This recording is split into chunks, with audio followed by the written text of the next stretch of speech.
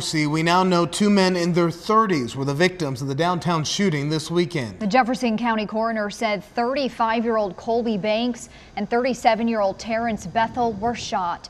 Banks died at the hospital and Bethel died at the restaurant lounge. The early Sunday morning shooting sent a crowd of hundreds running from the location. 3 women and a man were also shot but are expected to survive. We've also learned a number of Metro Louisville departments and a state agency have been looking into issues at the restaurant. July 10th, the city got its first complaint, which kicked off a number of investigations by LMPD, the fire department, local and state ABC officials, and others. The issues: overcrowding on sidewalks, vehicles parking on sidewalks, and blocking streets. There were also a number of noise complaints. The health department even investigated. There were at least 4 more complaints in July and August, and the building's owner was terminating the lounge's lease at the end of this month.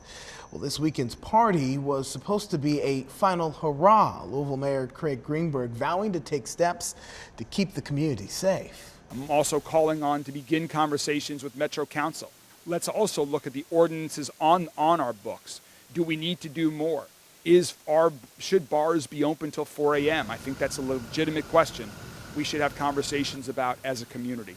And Greenberg now proposing possibly moving last call for bars up to 2 hours to 2 a.m. As WDRB's Conroy DeLuce reminds us, this is not the first time that the city has considered changing last call. Conroy? No, it's not. And that conversation started in 2021 after a string of shootings along Bardstown Road in the Highlands. And it was then Councilwoman Cassie Chambers Armstrong who first brought up that proposal, moving it from 4 a.m. to 2 a.m. She faced fierce opposition and ultimately it didn't go anywhere. But now there's a renewed push and it does have momentum among other Metro Council members.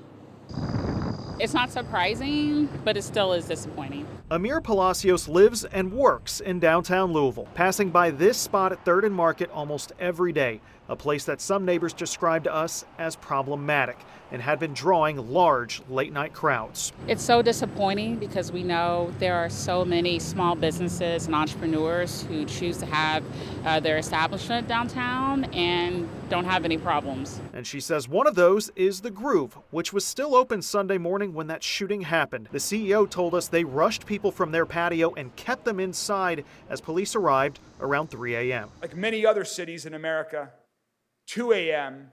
is late enough. Now, Mayor Craig Greenberg is reigniting an old conversation about closing time at bars across the city. If we don't do something now, it's going to continue to escalate. Democratic Councilwoman Donna Purvis says she's on board and will be meeting to start working on legislation. We want businesses to operate in a respectful manner and not put people at risk of losing their lives. Her Republican colleague, Anthony Piagentini, strongly disagrees. He told WDRB News over the phone that the city needs to hold the criminals responsible, not punish the many late-night bars and restaurants doing the right thing. We're very committed to making downtown a 24-hour neighborhood. That's why Palacios wants to see downtown stay open past 2 a.m., cautioning that some solutions may limit options.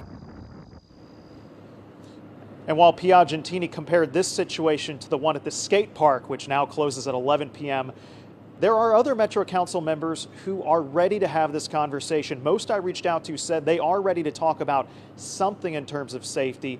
And Council President Marcus Winkler says there are 3 Democrats on board to support this legislation. So we could be seeing a conversation happen fairly soon. All right, Conroy, thank you.